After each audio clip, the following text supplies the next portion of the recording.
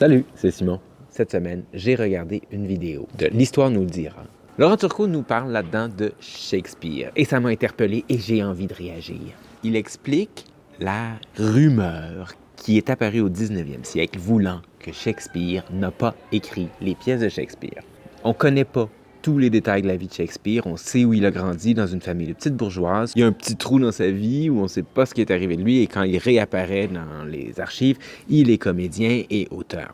Plusieurs au 19e siècle ont estimé que sa formation scolaire n'était pas à la hauteur de toute l'érudition qu'on trouve dans ses pièces. C'est incompatible et c'est pour ça qu'il y a eu la théorie. Peut-être c'est un auteur connu qui l'a écrit et qui a pris son prête-nom. Et il y a vraiment une longue liste de personnes qui pourraient être Shakespeare. Les littéraires au 20e siècle ont démenti cette rumeur. Dans la vidéo de Laurent Turcot, j'apprends que grâce à l'intelligence artificielle et grâce à un logiciel analogue à celui qui nous permet de trouver le plagiat dans les copies des élèves, maintenant il y a des études qui sont faites sur différents textes de Shakespeare et pour trouver quels passages sont originaux de lui ou issus d'une collaboration. Faites pause sur ma grosse face, regardez la petite fiche en haut, cliquez là-dessus, allez écouter la vidéo de L'Histoire nous le dira, puis revenez me voir après. J'aime beaucoup Shakespeare. Les textes de Shakespeare sont magnifiques. Il y a 3 types de pièces de théâtre de Shakespeare. Il y a les drames historiques, les pièces sur les rois. Ça, c'est la partie que moi, je connais moins de son œuvre. Il y a les tragédies, Hamlet, Othello, Macbeth, et les comédies, Songe d'une nuit d'été, La Tempête, et ainsi de suite. Les pièces de Shakespeare sont fortes, sont riches, j'adore les lire. J'ai beaucoup aimé aussi les enseigner. Et c'est pas rare qu'il arrivait. Non mais, vous le savez, hein, mais Shakespeare, il a peut-être pas existé, ou Shakespeare n'a pas écrit les pièces de Shakespeare. Donc la rumeur, elle a la vie dure. D'un côté, je trouve ça super intéressant que l'intelligence artificielle soit mise à profit pour étudier le style. Mais la réponse que je donnais aux étudiants qui me parlaient de l'existence ou non de Shakespeare, elle n'a pas changé. Je m'en fous. Et je vous explique pourquoi.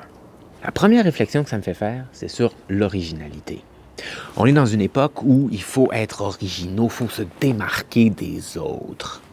Est-ce que Shakespeare était original? Est-ce que Shakespeare a copié? L'important en littérature et en art, c'est pas de dire quelque chose de nouveau. Sinon, honnêtement, la chanson populaire, avec thème principal de l'amour, ça ferait longtemps qu'il n'y en aurait plus. On dit toujours des choses sur l'amour. Ensuite, le Moyen-Âge, c'est les mêmes thèmes qui reviennent, qui sont repris, qui sont refaits. Shakespeare a inventé peut-être quelques intrigues, mais il va chercher ses sources. Pour Hamlet, dans des légendes danoises du 8e siècle, il va chercher les sources ailleurs. La Fontaine est un génie de son époque. Mais le génie de La Fontaine n'est pas d'avoir inventé des fables. Il raconte les mêmes histoires qu'Ésope. Le génie de La Fontaine, le génie de Molière et le génie de Shakespeare vient dans la forme. L'originalité importante en littérature ou en art, c'est pas ce qu'on dit, c'est comment on le dit. La force de Molière, c'est de présenter ces vieux sujets d'une manière qui est tout à fait au diapason avec la société de son époque. La Fontaine, même chose. Il présente ces vieilles fables pour la première fois en vers, une poésie dense, évocatrice et très belle avec une belle rythmique. La force de Shakespeare, qu'il soit une personne, 8 personnes, une autre personne, c'est que ces pièces sont remplies, sont touffues, elles rejoignent l'essence de l'âme humaine et en même temps, quand on regarde les pièces comiques, elles sont crues, elles sont vulgaires, elles sont truculentes et elles sont incroyablement vraies. Shakespeare n'est peut-être pas original. Shakespeare s'est inspiré de... C'est pas grave. Marlowe a écrit un Hamlet 5-7 ans avant Shakespeare. On s'en fout. À l'époque où Racine a écrit Bérénice, Corneille venait d'écrire aussi Tite et Bérénice. Il y a des moments où il y a des sujets qui arrivent dans la société, puis on les retrouve en plusieurs manifestations. Au début des années 2000, les vampires, ça n'arrêtait pas. C'est à la mode, c'est un sujet qui nous interpelle. Et là, chaque artiste en donne sa version. Et l'originalité, ça n'est pas ce qui est dit, mais comment c'est dit. Mais la deuxième réflexion que la vidéo de Laurent me fait faire, elle est beaucoup plus importante, c'est sur la grande question, Shakespeare est-il Shakespeare? Encore une fois, ma réponse, je m'en fous. Pourquoi? Il y a toute une branche de la littérature qui s'intéresse en effet au lien entre la vie de l'auteur et les textes. Oui, c'est pas là où moi, je me suis spécialisé, si on peut dire. C'est pas ce qui m'a le plus intéressé personnellement. Et même si parfois, quand je lis un livre, je me dis « Oh, je me demande quelle partie est inspirée de la vie de l'auteur. » Mais c'est pas ce qui me fait le plus vibrer dans les études littéraires. Donc, à partir de ce moment-là, moi, je considère l'ensemble des 37 pièces de Shakespeare comme un corpus de textes attribué à peut-être un collectif d'auteurs qui s'appelle Shakespeare. C'est qui derrière ce nom de plume, ça ne me dérange pas, parce que peu importe c'est qui, les pièces sont géniales. Peu importe c'est qui, quand je lis Hamlet, pour la je ne sais plus combienième fois, je souffre avec lui, je suis torturé avec lui, je veux me venger avec lui. Peu importe qui a écrit la pièce. Maintenant, il faut comprendre aussi l'époque. Et pour ça, je fais référence à des livres que j'ai lus, que j'ai pas relus pour la capsule. J'ai lu il y a plusieurs années, mais ils sont vraiment intéressants. J'avais d'abord lu Le théâtre raconté aux jeunes d'André De Guesne et la version plus étoffée, l'histoire du théâtre. Ce sont des livres écrits à la main, avec beaucoup d'illustrations, qui font une histoire du théâtre occidental, donc du théâtre européen. Le théâtre raconté aux jeunes, je vous le recommande, ça se lit vraiment bien, c'est assez léger, c'est une bonne source d'informations documentées, c'est fouillé, c'est pas académique, pour avoir un aperçu, c'est très complet. Celui-là va être un peu plus précis, avec des infos plus précises sur les auteurs, par exemple. Et ici, il y a plusieurs pages intéressantes sur le théâtre élisabétain. Shakespeare n'est pas le premier auteur élisabétain, c'est celui qui est devenu le plus célèbre. D'abord, il nous explique ici comment est née la forme du théâtre élisabétain et il nous explique le fonctionnement des troupes. À cette époque-là, il n'y a pas le culte de l'auteur et au Moyen-Âge non plus, par exemple.